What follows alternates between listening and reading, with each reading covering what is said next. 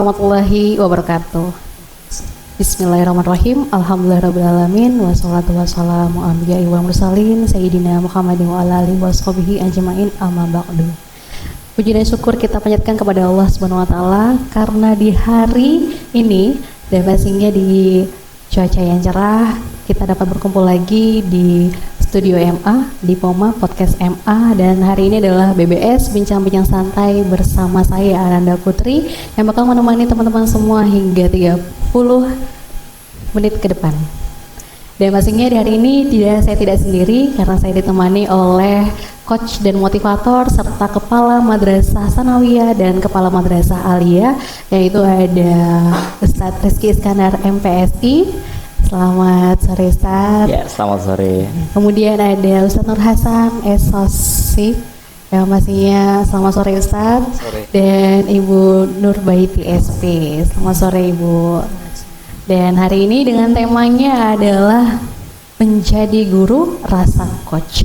Nah, gimana sih untuk mengetahui menjadi guru rasa coach ini? Pastinya banyak sekali pertanyaan-pertanyaan dari saya maupun rekan-rekan yang ada di sini, bahkan pemirsa yang ada di rumah ingin tahu bagaimana tentang dunia pendidikan dan pastinya menjadi guru rasa coach. Ya, nah itu nanti bakal didalami dan bakal ada tanya jawab juga bersama Ustadz Rizky Iskandar dan bersama Ustadz Nur Hasan, bahkan Ibu Nurbaiti juga. Dan pertama-tama dulu, Assalamualaikum Ustadz. Waalaikumsalam warahmatullahi wabarakatuh. Gimana kabarnya Ustadz di hari ini? Alhamdulillah, kabar baik.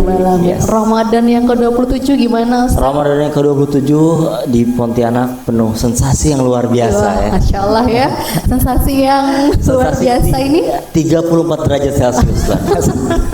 34 derajat, dan alhamdulillah mudah-mudahan selalu diberi kelancaran dengan Ramadan yang ke-27 ini. Amin. Gak lama, detik-detik udah menjelang aja ya Ustadz ya, Umi ya. Oke, bagaimana juga tentang Ustadz puasanya? Alhamdulillah. Umi? Alhamdulillah. Nih kayaknya masih segar ya. Dan hari ini insya Allah kita dengan tema yang sudah pernah kita bincangkan juga, dan beliau juga sudah memberikan sedikit motivator kemarin pada saat kita buka puasa bersama dengan agenda kita di buka puasa ya di 2024 dengan beliau juga dengan tema mungkin pengen dikupas juga di sini. Yes. Ya biar lebih paham gitu ya Ustadz ya, karena saya juga sendiri belum memahami ini bagaimana menjadi guru rasa coach. Dan pastinya semua pemirsa di rumah juga penasaran ya. Boleh saya mulai Ustadz? Boleh silakan. Ya jangan tegang, jadi kita di sininya santai aja, bincang-bincang santai itu ngobrol dengan santai banget ya. Bagaimana nih Ustadz Rizky dengan pertanyaan mungkin menjadi guru rasa coach ya? Ya betul. Jadi tema menjadi guru rasa coach itu memang satu perbincangan yang saat ini cukup terbilang, kalau di Indonesia mungkin tidak banyak orang yang sudah aware dengan hal tersebut gitu ya. Tapi kalau kita menelisik ke belakang, melihat sedikit ke belakang bahwa ternyata kalau di negara-negara maju memang sudah diterapkan 10 tahun, 20 tahun yang lalu gitu. Nah makanya di sekarang eranya, apalagi mungkin dengan generasi-generasi kita ya, generasi-generasi para anak didik kita yang sekarang sudah masuk ke gen apa tuh? Ada Gen Z ya kan? Iya, lalu ada masuk lagi generasi-generasi setelah Z, itu balik lagi ke generasi A, gen Alpha. Setelah Alpha ada lagi Beta. Ya, jadi ini luar biasa nih tantangan-tantangan di dunia pendidikan dan juga tantangan orang tua. Ini akan menjadi sesuatu yang penuh gejolak ya. Makanya guru rasa coach ini sebenarnya lebih menitik beratkan pada bagaimana cara pendidik ini bisa ibaratnya mengelola dan juga melihat generasi-generasi anak didik itu dididik sesuai dengan zamannya, dengan cara yang tepat. Gimana caranya? Nah, nanti saya akan bahas gitu. Gimana caranya nanti kami bahas. Nah, mungkin dari dunia pendidikan sekarang ya, saat khususnya mungkin karena kita ini adalah madrasah. Nah, Betul. banyak sekali mungkin bagaimana sih pendidik atau tenaga pendidik atau guru yang ada di madrasah ingin mendidik anak-anaknya biar mereka itu bisa berkembang dengan didikan yang benar-benar terarah gitu ya. Terarahnya seperti apa gitu. Mungkin di madrasah ini kan berbeda sekali nih, berbeda dari sanawiyah, jenjang sanawiyah maupun jenjang madrasah aliyah. Itu karena anak-anaknya juga umur-umurnya masih juga terbilang ada yang menginjak remaja, ada yang menginjak dewasa gitu ya. Nah, mungkin boleh dari kepala madrasah sanawiyah dulu menjelaskan bagaimana sih tentang madrasah yang ada di sanawiyah. Begitu juga nanti Umi Nurbaiti ya Umi menjelaskan juga bagaimana sih jenjang madrasah aliyah gitu. Nanti kita bisa tanya jawab langsung sama Ustadz Iskandar ya. Oke, untuk Nur Hasan dulu. Boleh bagaimana Ustadz? Baik, terima kasih atas waktunya. Madrasah kami madrasah berbasis pondok pesantren yang mereka boarding school semua diasramakan, sehingga ini yang memang butuh kekuatan mental, kekuatan niat yang luar biasa, sehingga mereka harus bisa mempertahankan diri dengan keadaan lingkungan yang mungkin ini hal baru bagi mereka, terutama untuk santri baru, untuk siswa baru, dari yang awalnya serba diurus oleh orang tua, serba disiapkan oleh orang tua, sekali masuk ke pondok pesantren, jenjang madrasah sanawiyah yang baru lulus dari SD sudah harus masuk pesantren, asrama, semua serba sendiri. Ini yang mungkin perlu niat yang luar biasa dari peserta didik kita. Makanya kita sebagai guru, sebagai tenaga pendidik harus punya bekal khusus untuk bisa mendidik mereka yang memang jauh dari orang tua. Karena memang kita sebagai pendidik di dunia madrasah berbasis pesantren ini sekaligus sebagai orang tua, Bu Nanda. Iya betul, sekaligus sebagai orang tua nih. Ya. Jadi guru atau tenaga pendidik yang ada di madrasah juga sekaligus menjadi orang tua nih Ustaz. Oke, itu dari jenjang sanawiyah. Kemudian dari jenjang madrasah aliyah, Umi, silahkan. Terima kasih sebelumnya. Iya. Assalamualaikum. Waalaikumsalam warahmatullahi wabarakatuh. Alhamdulillah. Cerita tentang madrasah aliyah sebetulnya kondisinya kan kurang lebih sama dengan sanawiyah Matul Anwar, boarding school, kemudian anak-anaknya mesti mondok ya, 24 jam di pondok. Dan kami merasa bahwa keberadaan santri di pesantren kita, kemudian kita bina di formalnya di madrasah, itu sangat terbantu, artinya saling mengisi antara pendidikan yang telah dibuat kurikulumnya oleh pondok pesantren maupun oleh madrasah.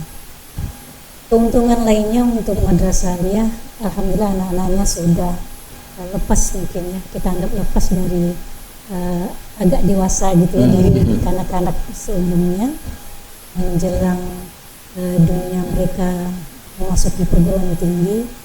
Kelihatan kedewasaannya yang apalagi untuk di pondok mereka ditempatkan, diposisikan sebagai mudabbir yang mengatur seluruh agenda santri-santri yang kelas bawah, sehingga kemandirian itu lebih kelihatan. Dan tentu saja itu akan membuat dunia pendidikan yang kita berikan pada saat di madrasah lebih enak.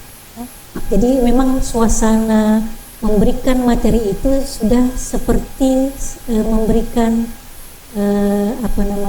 bukan lagi memberikan wejangan antara guru seperti orang tua, tapi sudah seperti teman. Ya.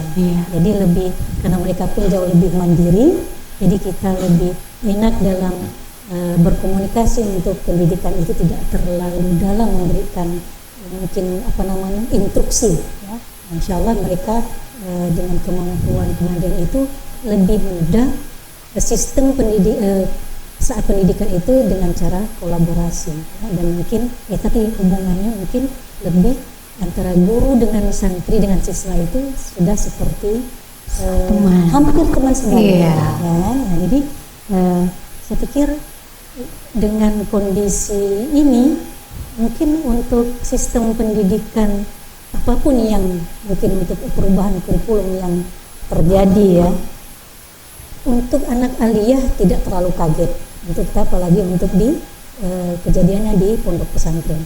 Dan memang kami yakinkan bahwa aktivitas di pondok pesantren yang didorong oleh kegiatan formal ya, itu akan lebih membuat mereka jauh lebih siap mandiri, dan insya Allah mudah-mudahan dengan itu meraih prestasi yang lebih tinggi. Mungkin seperti jadi tenaga pendidiknya atau gurunya malah seperti teman sebaya. Ya? Wah, ini menarik sekali nih Ustaz. Yes.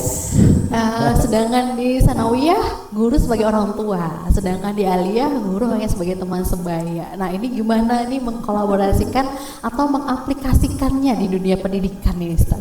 Ya, betul ya.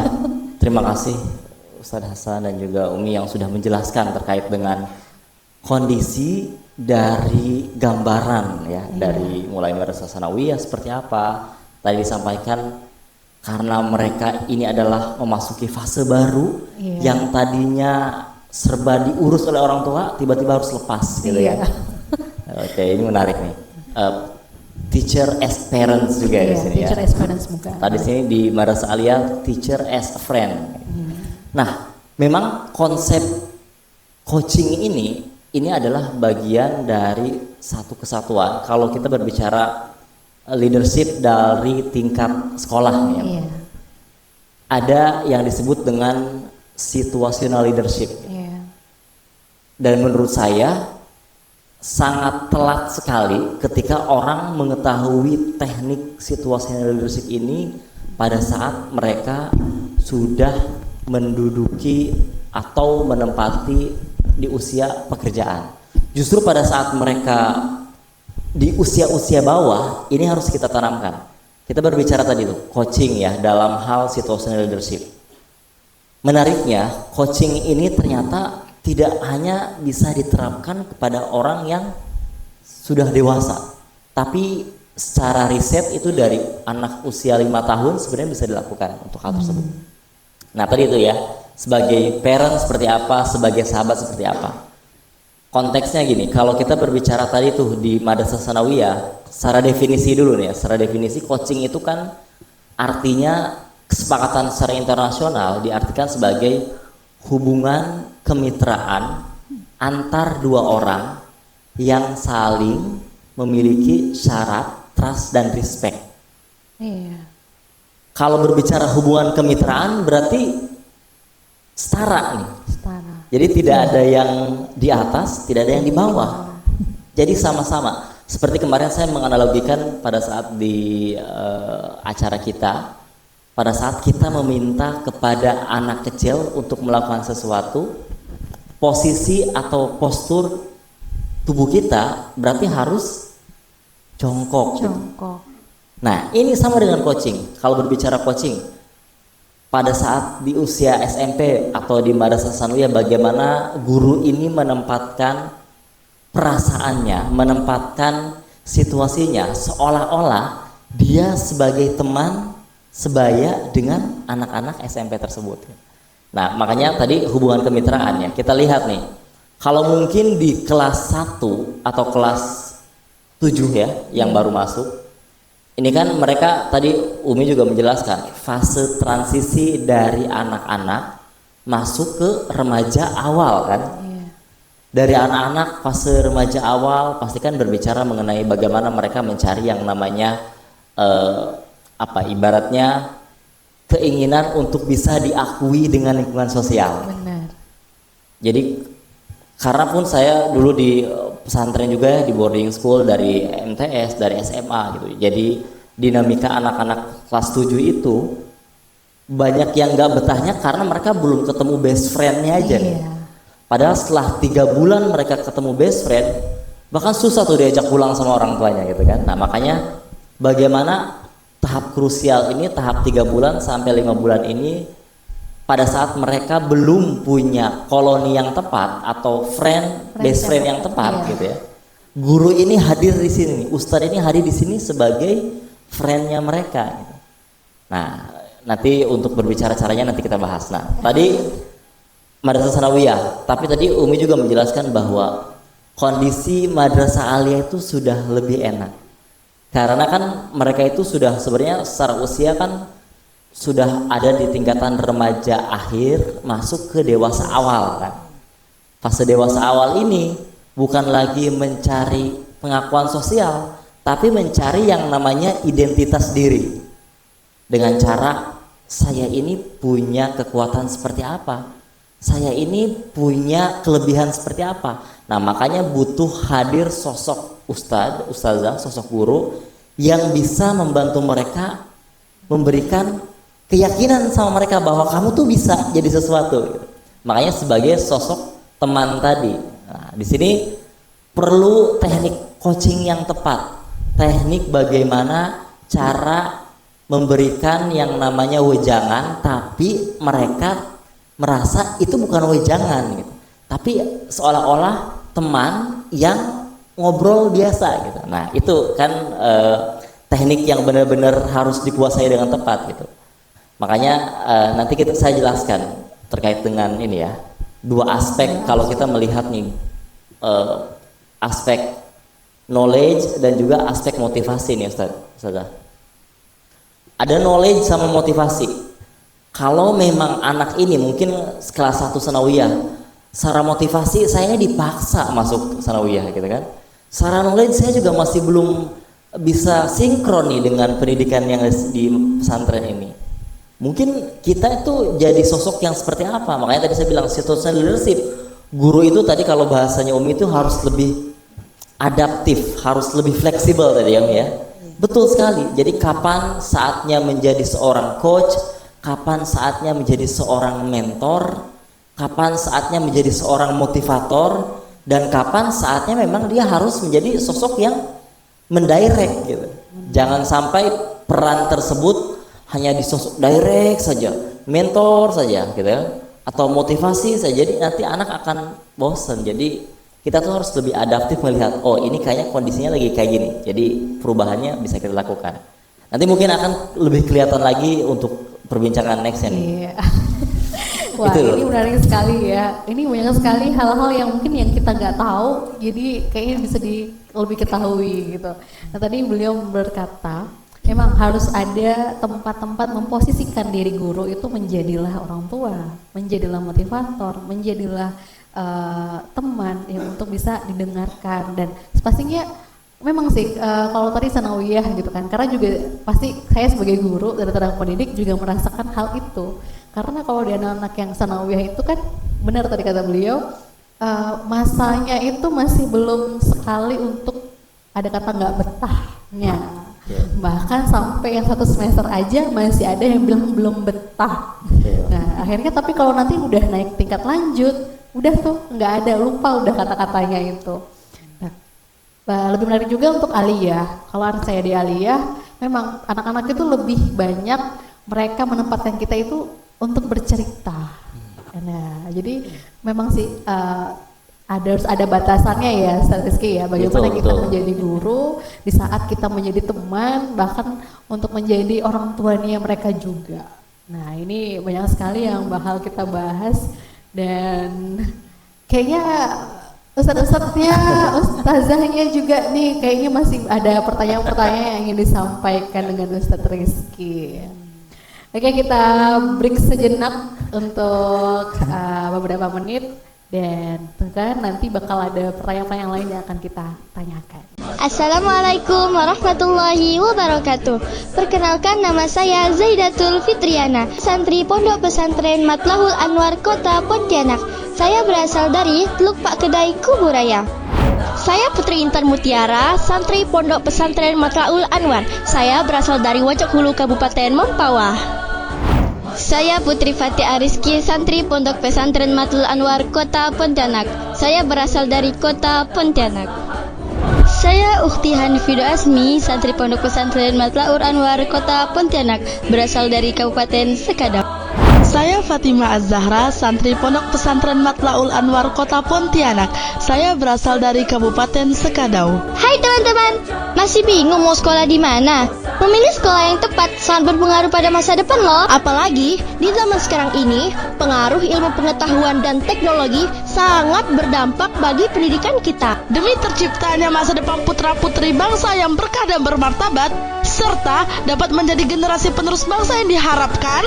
Sudahlah, jangan bingung-bingung lagi. Yuk mondok dan sekolah bersama kami Di Pondok Pesantren Matlaul Anwar Kota Pontianak. Bersama kita menata umat, merekat bangsa, maju berprestasi.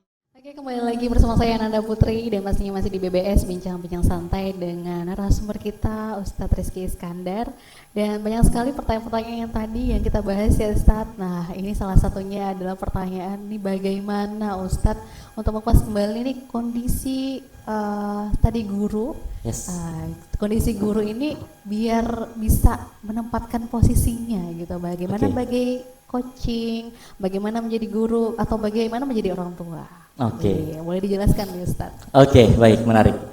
Nah, tadi kan saya sudah memulai dengan bercerita bahwa kita tuh harus melihat ada dua sumbu gitu ya. Pada saat kita melihat siswa kita. Ini dari sisi, apalagi mungkin bagi kemudahan kita, keuntungan kita bagi siswa yang memang santrinya ini ada di pondok, kita bisa mengamatinya lebih detail dan lebih dalam, karena tidak hanya pada saat mereka masuk dalam kelas, tapi kan 24 jam bisa terawasi gitu kan. Yang pertama, mungkin kalau berbicara sumbu knowledge atau sumbu pengetahuan gitu kan. Sejauh mana siswa ini bisa kita deteksi bahwa orang ini memang punya daya tangkap yang cepat terhadap sesuatu, terhadap keilmuan tertentu, atau ingin tahunya sangat tinggi. Yang kedua, ketika kita berbicara sumbu, tadi itu berbicara sumbu horizontal, yang ngomongin knowledge. Lalu yang kedua vertikal, ngomongin sumbu motivasi. Saya biasa sebut sebagai yang horizontal itu sumbu skill, kemampuan atau knowledge. Yang sumbu vertikal saya bisa sebut sebagai, selain sumbu motivasi tadi, ini adalah sumbu will atau keinginan, kemauan gitu kan. Kondisinya tadi nih, dalam situasi ini sebagai seorang guru kita bisa memilih fleksibel 4 peran gitu ya. Ada kuadran 1, 2, 3, 4. Kuadran 1 kita mulai dari yang tengah terlebih dahulu. Jadi dua sumbu ini, kalau yang vertikal semakin ke atas berarti keinginannya semakin tinggi atau motivasinya anak ini semakin bagus. Kalau sumbu yang vertikal tadi yang ke samping berarti semakin ke kanan, anak ini atau santri ini knowledge-nya atau skill-nya, kemampuannya semakin bagus, semakin optimal. Titik sumbu yang di titik pertemuan ini adalah titik nolnya. Peran pertama atau diagram pertama itu ada di titik pertemuan ya. Diagram pertama itu ada yang disebut sebagai directing. Guru sebagai apa, ibaratnya saya bilang ini langsung ngasih instruksi sama anak tersebut, ngasih tahu sesuatu sama anak tersebut. Gini loh, kalau kayak gini. Ibaratnya ya kita harus tegas dalam kondisi tersebut. Tegas ya. Ketika apa? Kondisi anak ini dalam kondisi ya memang dia tidak tahu, dan kita sebagai guru mesti nunjukin cara yang tepat, adab yang tepat kayak gimana gitu. Terus juga itu ketika knowledge-nya rendah, dan juga yang tadi tuh will-nya juga rendah juga. Di situ kondisi kita. Itu kuadran pertama. Lalu kuadran yang kedua, di atasnya nih Umi sama Ustaz Hasan. Kalau tadi skill-nya rendah, will-nya rendah, directing. Di atasnya berarti kan vertikalnya tinggi tapi horizontalnya rendah. Will-nya tinggi, skill-nya rendah. Secara motivasi anak ini tuh pengen banget tahu sesuatu, dan dia tuh punya upaya, punya cara untuk bisa mencari sesuatu yang dia ingin ketahui, tapi kemampuannya belum ada.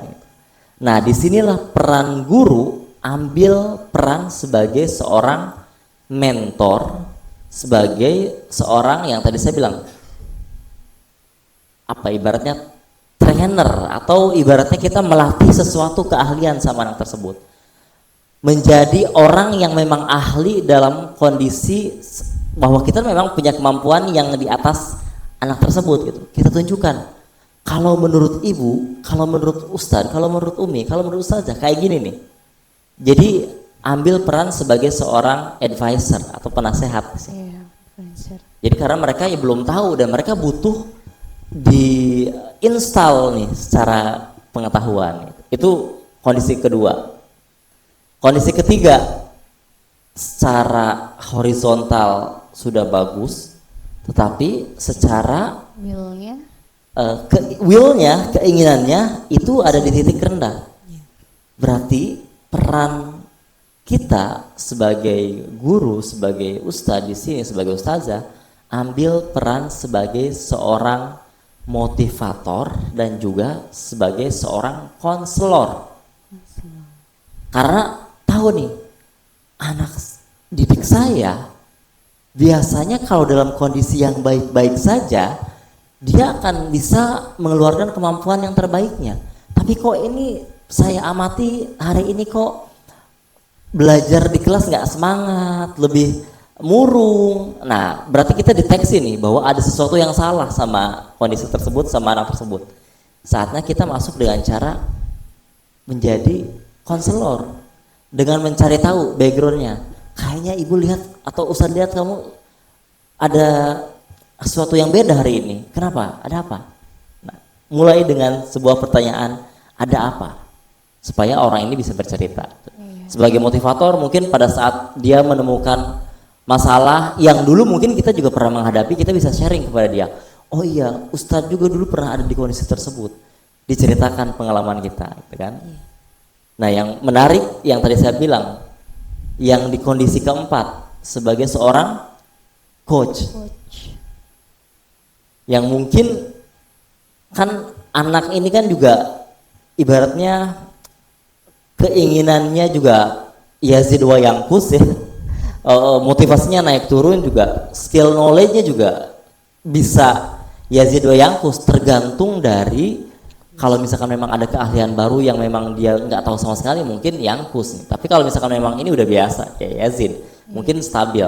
Nah, kita kan juga bisa melihat, oh ini anak ini bisa kita arahkan nih, bisa kita lakukan yang namanya dengan cara dia distimulus aja, dia tuh udah paham sebenarnya mau ngapain.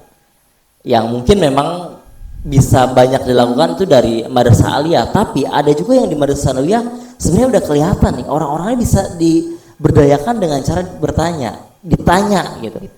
Karena ada orang-orang anak-anak kan ya udah tahu kali, nggak usah kayak gitu kan. Ya gitu kan. Itu tuh sebenarnya juga saya punya anak yang usia 5 tahun, terkadang ada ayah, abang udah tahu ngapain kasih tahu gitu. Oh ternyata memang beda nih. Berarti anak saya usia 5 tahun tuh masuk ke generasi alfa. Udah kayak gitu style. Oh berarti style coaching ini bisa dilakukan dari usia dia kondisi tersebut gitu. Jadi ya makanya kita butuh, ibaratnya kalau saya bilang dancing with waving ya. Jadi berdansa dengan ombak nih. Kapan nih anaknya kayak gini. Jadi makanya seni coaching, seni mentoring, counseling itu seni melihat karakter, perilaku anak yang observable dan unobservable gitu. Jadi ini memang kepekaan kita memang harus diasah di sini. Seperti itu gitu, kondisinya. Jadi kondisinya ada 4 ya, bagaimana kita menempatkan sebagai directing, kedua sebagai mentoring, dan ketiga sebagai counseling, bahkan yang terakhir ini adalah sangat sesuai dengan tema kita yang menjadi coaching ya. Ini benar-benar yang harus bisa menempatkan guru di 4 posisi tersebut. Nah ini PR juga buat para guru ya. kepekaan tadi ya dilatih. Ya, jadi harus kepekaan dan harus diasah kembali buat para guru dan tenaga pendidik yang di luar sana. Bukan untuk saya sendiri tapi buat para pendidik yang ada khususnya di madrasah tentunya ya. Betul. Nah tadi mengenai harus mengetahui ini. Yes, Ustaz, harus mengetahui. Harus mengetahui bagaimana mungkin karakter ya Ustaz ya. Wah, mungkin dari sanawiyah kita juga udah tahu karakter mereka juga harus diketahui. Kemudian aliyah juga kita juga harus mempelajari karakter anak seperti apa. Nah mungkin dari sanawiyah dulu boleh Ustadz ada ciri-ciri karakter seperti apa yang memang bisa untuk kita masuk ke dalam 4 kondisi tadi nih Ustadz. Baik, kebetulan di Madrasah Sanawiyah di tahun pertama kami menggunakan kurikulum Merdeka. Sehingga memang tuntutan madrasah yang menggunakan kurikulum Merdeka harus bisa mendiferensiasi gaya belajar siswa ini tadi. Sehingga harapannya tenaga pendidik tidak melulu monoton dengan model pembelajaran yang melulu ini aja. Jadi kita harus bisa menyesuaikan dengan satu ruang belajar, kita punya 3 kondisi siswa yang berbeda. Nah, di sini madrasah melalui guru BK kalau di sini. Guru BK. Kami itu masukkan anak-anak ke ruang multimedia, di dalamnya ada lab komputer sehingga dibuatlah angket yang mereka harus menjawab angket tersebut sehingga nanti dari jawaban yang mereka telah menjawab itu terdeteksi hasil dari siswa mana siswa yang kategori auditori. Mana siswa yang kategori visual dan mana siswa yang kategori kinestetik. Nah, dari hasil ini madrasah sudah punya mengantongi 3 gaya belajar siswa ini tadi, sehingga harapannya nanti guru masuk kelas ini dengan model belajarnya untuk siswa ini dan ini sudah ada pengelompokan untuk model belajar tadi. Sehingga harapannya guru bisa menyesuaikan diri, bukan siswa yang menyesuaikan diri kepada guru, tapi guru yang harus bisa menyesuaikan diri dengan kondisi siswa, dengan berbagai macam karakter gaya belajar tadi. Seperti itu Bu Nana. Ini memang kalau sanawiyah guru yang harus memposisikan karakter anak-anak, bukan anak-anak yang ikut karakter gurunya. Jadi udah ada 3 karakter ya Ustaz ya, baik itu auditori, visual sama kinestetik. Wah ini kalau di aliyah Umi, ya karakternya seperti apa nih Umi? Terima kasih. Jadi sebetulnya kalau cerita dunia pendidikan intinya kan tetap sama itu. Kepinginnya bahwa ada karakter yang pingin dibentuk dari madrasah, dari pendidikan itu, ya, dari rahim pendidikan itu yang menginginkan anak-anaknya tumbuh sempurna jasmani maupun rohaninya. Itu kan cita-cita pendidikan nasional. Nah, bagaimana itu bisa terwujud? Tentu saja salah satu menjadi ujung tombaknya adalah kemampuan guru secara profesional dalam mentransferkan ilmunya secara baik sehingga mudah diterima oleh anak didik dan mudah menjadi karakter buat anak didik kita. Nah, posisi ini untuk di Madrasah Aliyah sudah kita pahami tadi, memang seumumnya untuk di Madrasah Aliyah Matlahul Anwar luar biasanya anak-anak yang sudah 24 jam di pondok ini kemudian diposisikan sebagai pengurus atau mudabir-mudabirah itu, mereka sudah insya Allah matang ya, matang secara kemampuan emosionalnya juga ya, itu juga terbentuk, kemudian wawasannya juga insya Allah dituntut untuk lebih dari yang lainnya, sehingga ada kondisi di mana mereka sudah sebetulnya siap untuk lebih mandiri ya, dalam menerima pendidikan itu sendiri.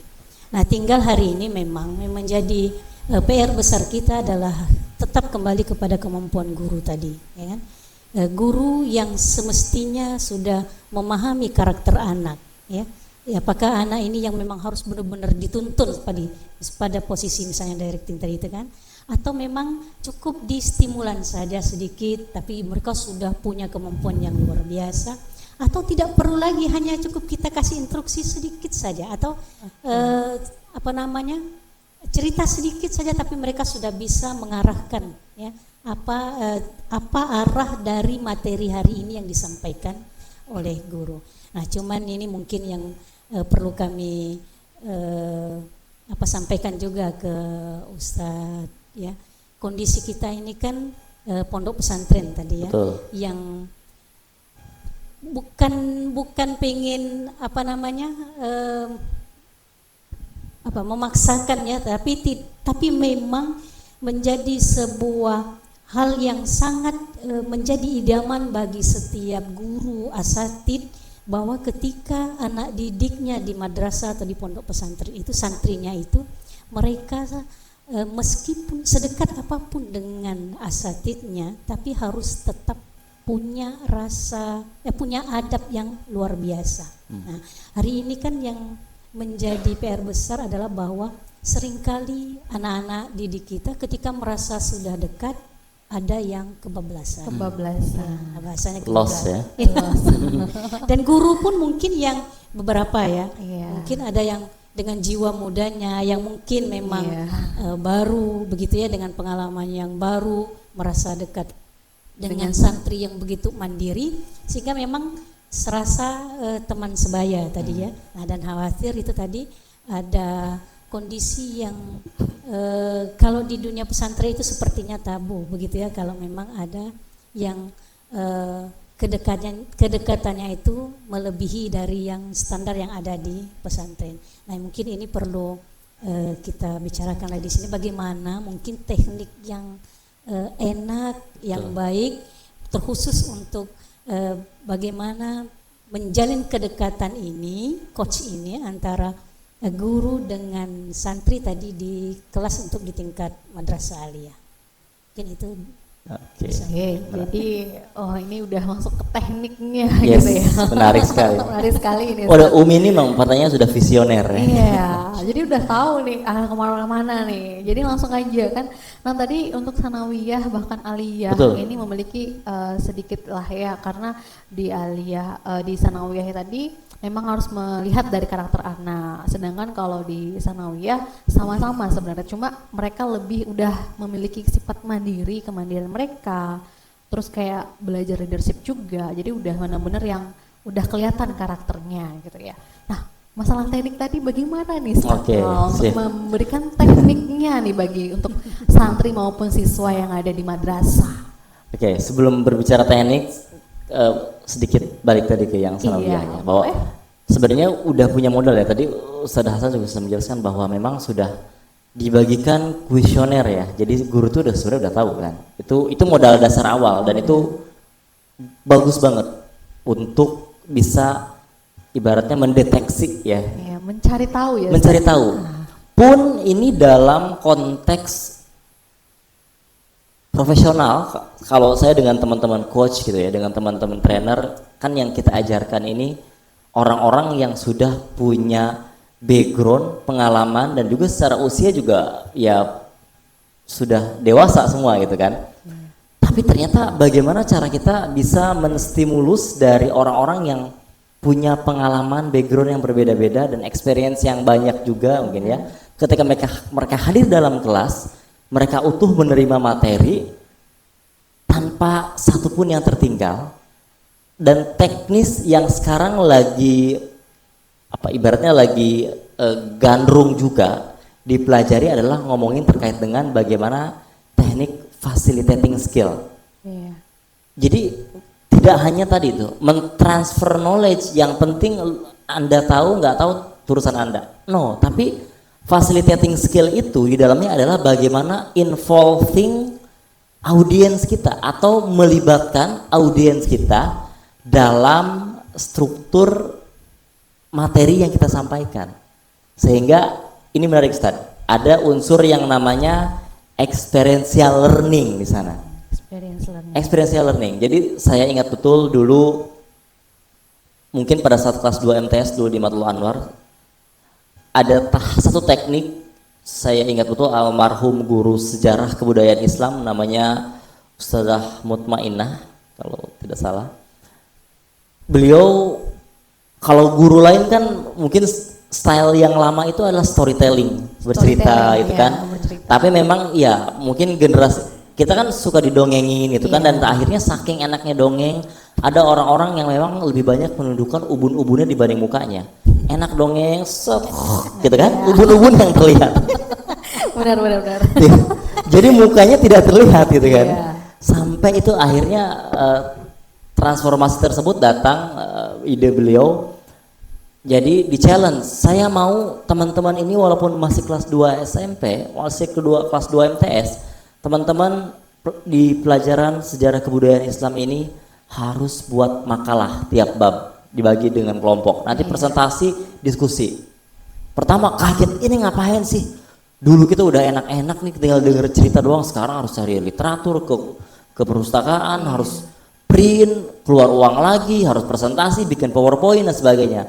Tapi ternyata dari situlah unsur involving tadi tuh memberdayakan bahwa kita itu dikasih kepercayaan untuk bisa pede menyampaikan sesuatu. Nanti pun kalau ada hal yang salah, nanti akan dibenerin di akhir.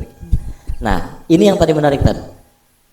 Kan kalau berbicara tadi kurikulum merdeka, secara definisi anak yang visual, berarti kan kita harus mewadahi bahwa anak ini butuh sesuatu yang itu terlihat secara jelas gitu kan, dengan cara melihat matanya. Iya. Ketika diceritain doang nggak kebayang apa maksudnya, nggak bisa. Jadi memang dia harus tampak secara wujud, auditori, ditambahkan unsur, karena kan kekuatannya dari sisi pendengaran dia. Anak-anak yang itu style learningnya adalah visual, berarti kan pengoptimalisasian dia untuk mencerna sesuatu itu kan dengan indera penglihatan dia, ya, mata dia. Sesuatu itu harus dia benar-benar lihat secara utuh. Jadi kelihatan bentuknya kayak gimana, maksudnya gimana sih?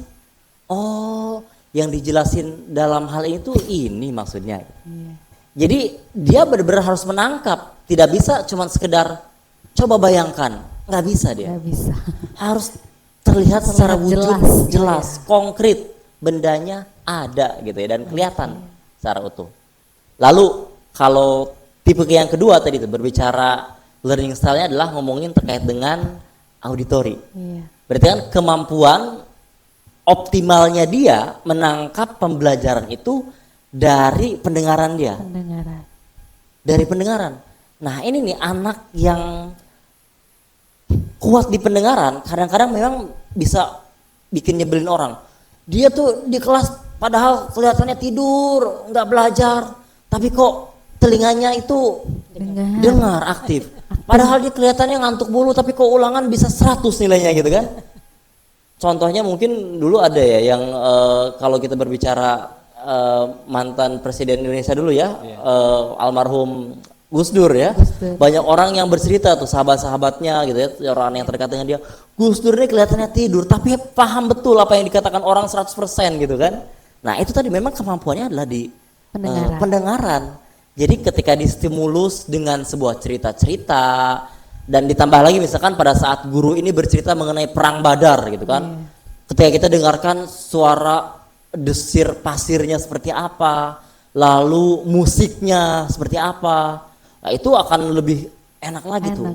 Apalagi belajar di studio gitu kan, di lab ini kan bisa kedengaran secara jelas. Yang terakhir nih kinestetik. Anggapannya mungkin ini anak nih malas belajar kayaknya.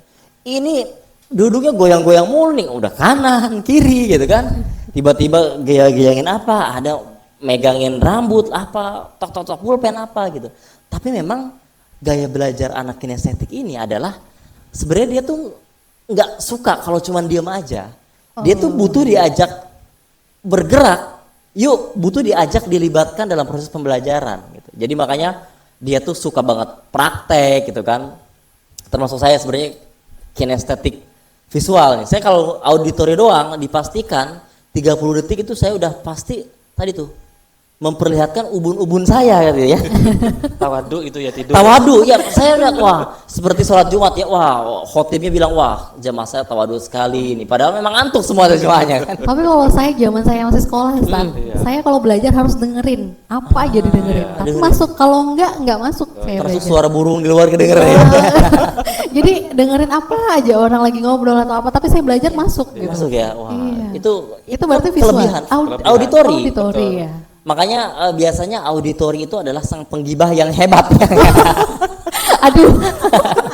Karena dia 30 mendengar dia pura-pura tidur, padahal dia tuh lagi download sesuatu gitu. Menyimak ya. Iya.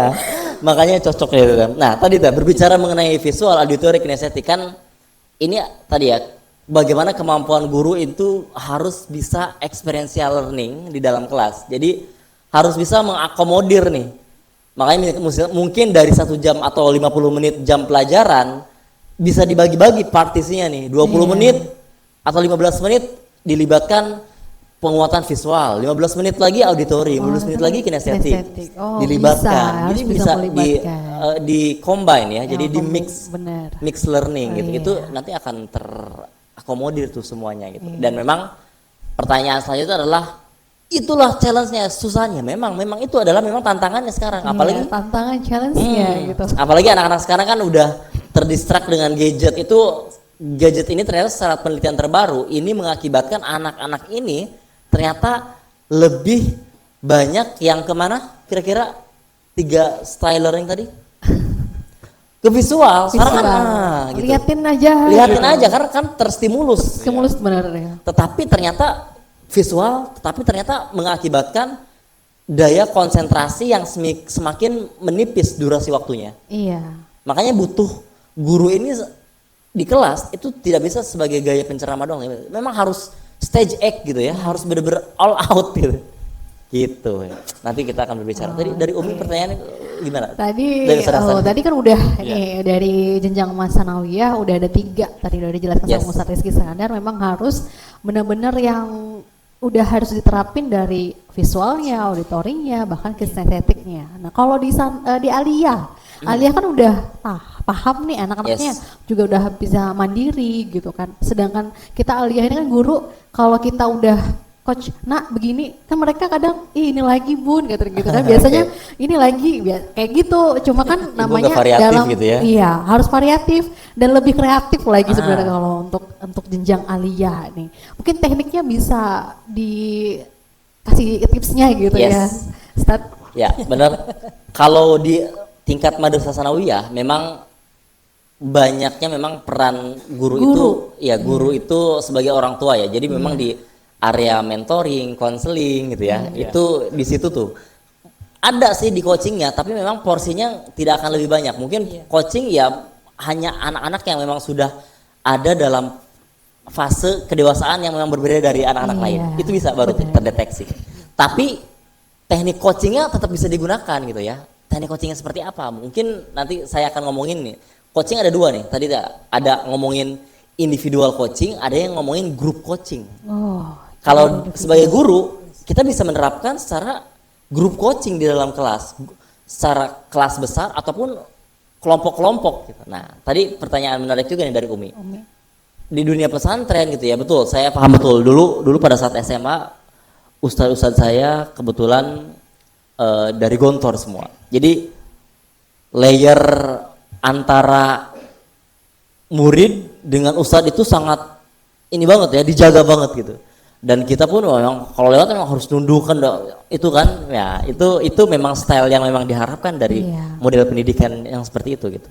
Nah sekarang kapan nih Kak saatnya kita bisa menggunakan teknik coaching ini yang tepat supaya marwah seorang asatidz pun tetap terjaga sebagaimana mestinya gitu kan. Tadi kan pertanyaan Umi tadi. Yes, pertanyaan Umi tadi. Yang paling menarik tadi tuh ya, karena yang tadi saya bilang bahwa ketika Madrasah Aliyah, anak-anak ini kan sudah ada di tahapan remaja akhir, memasuki fase dewasa awal. Kalau secara tahapan psikologis ya, remaja akhir, dewasa awal. Artinya mereka sudah mencari yang namanya jati diri dan mereka butuh yang namanya authority. Authority itu apa? Dikasih yang namanya tanggung jawab, kepercayaan. Itu mereka akan mengemban amanah banget ketika ada kepercayaan itu dikasih dan orang itu percaya sama dia, itu akan dipegang banget. Makanya banyak cerita pada saat mereka mungkin orang tuanya yang belum begitu memahami kondisi kejiwaan anaknya, bahwa anaknya ini butuh authority. Makanya saya anggap kamu tuh masih anak-anak nak. Dia memberontak gitu, karena aku ini udah dewasa ya ibu, aku ini bisa kok dikasih kepercayaan. Ya memang fitrahnya mereka ketika masuk, mungkin di kelas 2 tuh udah kelihatan tuh, kelas 11 ya, kelas 11, kelas 12 memang mereka itu adalah butuh authority, makanya mungkin di kelas 12 udah dikasih kepercayaan buat pengurus ya, jadi mudabi dan sebagainya, dan mereka akan berlatih kedewasaannya akan semakin matang. Makanya yang saya suka di anak-anak yang di pondok pesantren ini itu secara penelitian dan juga secara mengamati langsung dan pengalaman langsung, ada istilah yang namanya resilience. Jadi resilience itu adalah kemampuan untuk bounce back dari keterpurukan, dari yang namanya kesedihan yang berlarut-larut. Anak di pesantren ternyata secara penelitian dan secara yang saya amati itu bounce back-nya akan lebih cepat. Bounce back itu kayak contoh seperti bola bekel atau bola basket, semakin kuat kita lemparkan ke bawah, maka bola ini akan semakin naik, kuat menghantam ke atas. Ibaratnya ada berbalik. Iya, daya lenting ya, ya. Iya. Ada daya lenting yang semakin cepat. Kalau kita berbicara tuh analogi telur semakin kita banting, dia akan hancur, pecah. Kalau di pesantren saya lihat tuh ternyata resiliensinya semakin tinggi. Mau diapain dia tuh akan bisa bangkit gitu. Mungkin kesedihan, emosi dasar manusia itu wajar. Nggak apa-apa, tapi durasinya akan lebih pendek dibanding orang lain gitu. Mungkin yang lain harus butuh berhari-hari, dia cukup 2 jam aja langsung bisa bounce back. Nah, tadi berkaitan dengan gimana caranya untuk melakukan teknik coaching yang tepat gitu ya. Karena tadi tuh berbicara bounce back, berbicara tingkat kedewasaan gitu ya, berbicara fase dewasa fase dewasa awal gitu ya, yang mulai mencari jati diri. Mereka itu secara sistemik, secara lingkungan sudah dibentuk gitu untuk bisa dewasa, dan itu sebenarnya punya kelebihan tersendiri, Umi. Nah, pada saat guru itu atau asatid itu menetapkan atau menggali gaya coaching yang tepat kepada mereka, itu sebenarnya akan menambah authority seorang guru bahwa oh ternyata asatid saya ini percaya sama saya ya. Dengan cara apa? Caranya, syarat coaching itu cuma 2 yang seperti saya jelaskan kemarin. Yang pertama, syaratnya itu adalah pastinya tadi tuh di awal saya bilang prasyaratnya harus ada trust dulu, baru respect. Kalau nggak ada trust, respect itu nanti nggak perlu diminta-minta. Kalau misalkan trustnya udah kebangun, tolong respect saya nggak perlu, itu udah kebangun tersendiri. Tapi teknik yang tepat pada saat udah muncul trust and respect di coaching itu ada 2. Yang pertama adalah kita ngomongin terkait dengan bagaimana cara kita memberikan stimulus dengan pertanyaan yang tepat supaya kita mendapatkan jawaban yang tepat. Yang kedua adalah bagaimana cara kita menjadi seorang empathic listener atau pendengar yang benar-benar empatik sama keluh kesah atau jawaban dari mereka yang mereka sampaikan. 2 aja tekniknya. Contohnya tadi ya, bahwa ada pertanyaan-pertanyaan yang ini sebenarnya tabu untuk ditanyakan, karena pada saat kita mempertanyakan ini justru bukan solusi yang keluar, tapi adalah ejekan atau bahkan mungkin ini Umi, alasan yang keluar. Kemarin di acara santri saya sudah menjelaskan bahwa ciri-ciri santri yang itu punya yang namanya positive mindset itu ada 3. Yang tidak boleh dimiliki, yang pertama adalah dia blame, menyalahkan orang lain, dia excuse, mencari kesalahan, dan juga dia justify, mencari pembenaran.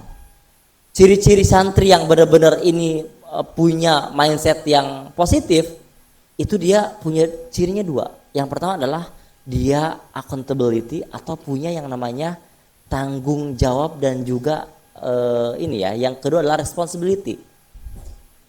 Dia bisa mempertanggungjawabkan dengan apa yang dia lakukan. Yang tadi kan mereka itu butuh authority ya, tadi itu kan butuh authority dan juga butuh menjadi yang namanya mencari orang yang memang benar-benar percaya sama mereka. Saat kita sebagai guru di tingkat aliyah hadir sebagai guru rasa coach, bukan lagi guru rasa tadi itu advisor atau menyuruh-nyuruh, kan sebenarnya kan secara perkembangan otak manusia mereka ini kan sudah berkembang nih. mereka itu secara apa ya, neurologinya ya, otak manusianya yang lebih banyak dipakai kan yang di depan tuh, frontal atau otak human brain atau otak manusianya gitu kan. Yang mana itu adalah otak logiknya mereka udah mulai banyak digunakan pada saat kita sebagai guru. Contohnya pertanyaan-pertanyaan yang kalau kenapa kamu kayak gitu aja kok nggak bisa, itu adalah pertanyaan yang melemahkan otoritas mereka. Benar. Kenapa kamu? Berarti kan nanti yang muncul alasan. Oh, kenapa berarti alasan. Terus ditambah lagi dengan judgment. Kenapa kamu kayak gitu aja kok nggak bisa? Itu kan pertanyaan yang judgment, yang melemahkan authority mereka. Kata siapa saya nggak bisa? Berarti saya bisa, cuman nggak dikasih kesempatan aja. Iya, bisa kayak gitu. Jadi ada pertanyaan, makanya saya belajar dari ada teknik namanya NLP, Umi. Jadi teknik coaching itu ada namanya NLP, Neuro Linguistic Programming. Namanya Profesor Richard Bandler. Dia bilang bahwa pada saat Anda bertanya, itu sebenarnya bukan cuma sekedar pertanyaan yang keluar dari mulut Anda, tapi itu adalah cara Anda untuk bisa mengakses pikiran seseorang untuk mengeluarkan jawaban yang tepat, supaya sebenarnya orang ini tuh punya jawaban atau punya cara yang tepat, tapi pada saat kita bertanya yang tidak tepat, dia tuh akan kelok ininya ya, otak kreatifnya. Makanya pertanyaan yang tepat tuh apa yang bisa dikeluarkan? Bagaimana cara kamu untuk bisa bergerak maju? Jadi pertanyaan-pertanyaan yang bisa menstimulus mereka untuk memprovokasi pikiran mereka, bahwa mereka tuh disuruh mikir gitu dengan pertanyaan tersebut. Menurut kamu gimana tuh caranya? Apa yang sudah kamu lakukan? Apa hambatannya? Dari hambatan tersebut apa sih yang bisa kamu pelajari? Gitu. Itu pertanyaan-pertanyaan untuk orang itu ngajak mikir. Jadi kok kayak gitu aja nggak bisa? Iya Ustazah, soalnya perpustakaan kita terbatas bukunya gitu. Dan kalau pertanyaan gitu tuh lock tuh udah. Wah, salah sekolah dong. Salah guru dong, nah, itu nanti gitu. Jadi nanti biar tidak backfire sama kita pertanyaannya. Makanya pilih pertanyaan-pertanyaan yang netral, yang bisa menstimulus mereka untuk bisa mengeluarkan kreativitasnya gitu. Makanya tadi tuh prasyaratnya adalah sesi coaching itu adalah setara dalam hal tadi tuh, tidak menghakimi. Maksudnya kita tetap menjaga marwah tapi tidak menghakimi. Kita sebagai guru, salah tuh kamu nih, kalau ada kata-kata salah berarti itu udah ternyata saya salah ya, jangan-jangan ke anchor gitu. Saya punya pengalaman nih Umi, Ustazah gitu ya, ada satu guru ini benar pengalaman ya. Jadi anak ini sampai ke anchor, dibilang gini sama ustadznya, pada saat dulu dia dapatin nilai pendidikan kewarganegaraan itu nilainya 35. Ustadznya bilang gini, Anda ini punya nilai PKN yang paling kecil di antara warga dunia lainnya. Padahal kan kewarganegaraan hanya di Indonesia doang yang belajarnya ya. Di antara antara murid dunia lain, di seluruh dunia gitu kan. Sampai 25 tahun itu keinget terus tuh. Wah, gue inget tuh. Siapa yang ngomong itu sampai sekarang? Kamu itu nggak bakalan sukses. Nah, itu keinget. Dia makanya hati-hati anchoring gitu kan. Mungkin bagi guru itu ya biasa aja supaya mereka ini, tapi bagi anak itu mungkin sesuatu yang menyakitkan, dan itu jadi doa yang jadi itu motivasi loh Ustaz. Motivasi betul ya, saya juga pernah mengalami itu. Gimana menarik nih ya.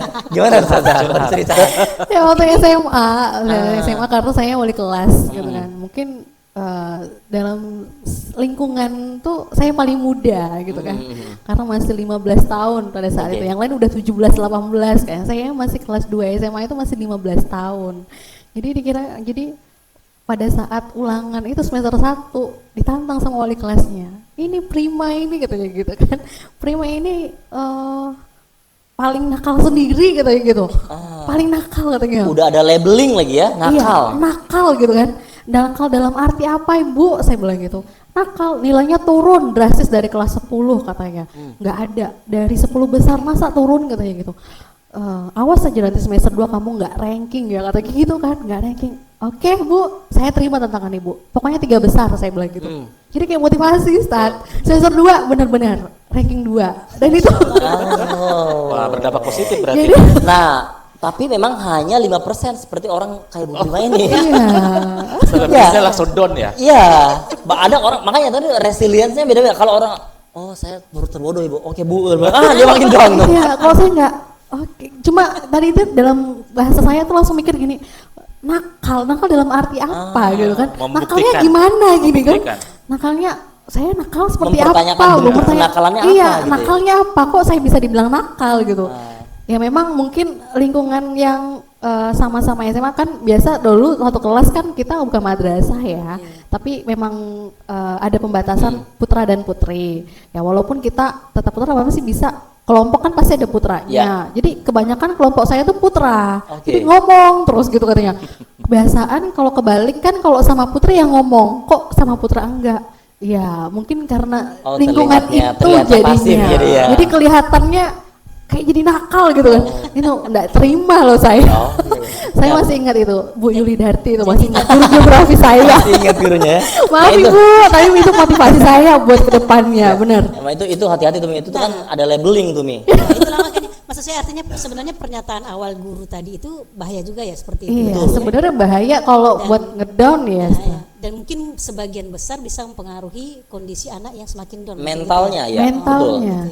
Cuma kan mungkin gini Ustaz, tergantung penangkapan dari santri atau siswanya. Makanya gini, dalam bahasa coaching itu ada istilahnya pada saat kita memberikan feedback, feedback ini harus memang presisi dan bahasanya tidak boleh bersayap. Iya. Misalkan, wah saya lihat-lihat, misalkan ya ada anak yang sering telat. Hari Senin dia datang mungkin ya sekolah umum misalkan. Hari Senin harusnya jam sekolah itu jam 7 misalkan. Hari Senin dia datang 7.15. Dia kelas 2 nih baru telat. Selama kelas 1 dia tuh nggak pernah telat sama sekali. Datangnya tepat waktu terus. Kelas 2 di hari pertama masuk, hari Senin 7.15. Hari Selasa 7.20. Hari Rabunya 7.30. Hari Kamisnya gurunya bilang, Fulan, saya lihat-lihat kamu ini jadi siswa sering telat ya selama ini. Kira-kira apa perasaan anak itu? Astagfirullahaladzim. Setahun saya nggak pernah telat, nggak pernah tuh dia kasih penghargaan positif sama saya. Saya baru 3 hari. Ada kata-kata yang generalisasi di sana. Apa kata-kata generalisasi? Sering. Selalu. Itu kata-kata yang bahaya tuh. Oke. Kamu itu selalu, sering. Tunjukin. Fulan, saya lihat kamu hari Senin datang jam segini, Selasa segini, Rabu segini. Jadi makanya cara memberikan feedback itu harus jelas. Berdasarkan apa? Fakta. Jadi sebenarnya feedback itu bukan umpan balik, tapi feedback itu adalah bagaimana cara kita memberikan fakta yang tepat sama orang ini, supaya dari fakta ini orang ini atau siswa ini bisa ada perubahan. Sebenarnya itu. Jadi jangan sampai kita labelin atau kita kasih generalisasi atau stereotype dulu. Ya ada anak yang nakal nih. Tadi ya. Iya. Kan nggak terima, nakal apa nih? Konteksnya jelas dong. Nilai kamu tuh turun, jelasin aja. Kamu tuh nilai kamu turun, udah selesai gitu kan. Tinggal tanya gimana caranya supaya kamu lebih baik lagi semester depannya. Itu kan lebih enak.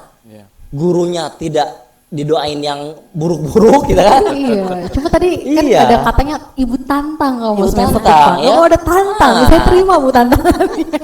Siswanya juga tidak pikiran yang mengembara kemana-mana, jadi tidak ada multitafsir. Oh gitu ya, ngelamun. Nah takutnya khawatir nih itu tadi kan. Nah untuk mungkin saya sebagai guru tenaga pendidik ya, Ustadz juga sebagai wali kelas juga. Ya biasanya kalau tadi kan Ustadz bilang kayak tadi contohnya selalu, sering. Tapi kalau seandainya saya mungkin kalau anak-anak kan biasa sering terlambat, mungkin ada juga ada masalah dengan guru mapel pelajaran atau apa. Sudah betul gitu ya. Ya jadi mohon maaf nih biasanya saya panggil dulu terus saya tanya absen mereka. Akhir-akhir ini itu kalau dengan kata-kata akhir-akhir ini kamu kok jarang jarang tepat waktu. Itu bahasa kayak gitu masih bisa diterima nggak sih Ustaz? Sebenarnya gini, pertama kan yang lebih bagus itu memang personal approach ya, atau pendekatan personal. Jangan orang-orang kita menghargai bahwa siswa ini juga kan human being ya, manusia yang perlu kita jaga terkait dengan individualnya, kemanusiaannya dia gitu kan. Mungkin kalau kita mau